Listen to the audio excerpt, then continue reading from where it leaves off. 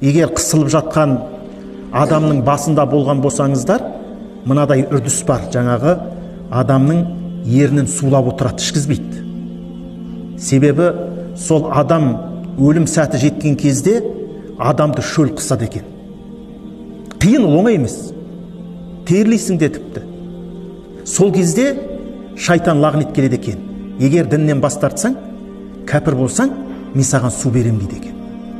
Сол нәрсеге арбалмасын, алданып қалмасын деп, жаңағы әл үстіндегі адамның ерніне су жағып, жаңағы имам адам сүре аяттарын оқып отырады. Бұл жай сәт емес, бұл сәтте көп адам сатылады. Алла сақтасын бізден. Сондықтан ғалымдарымыз, сондықтан имамдарымыз не дейді? Хуснел хатима дейді. Я Аллахым, өлім сәтінде бізге жақсы өлім бер деп.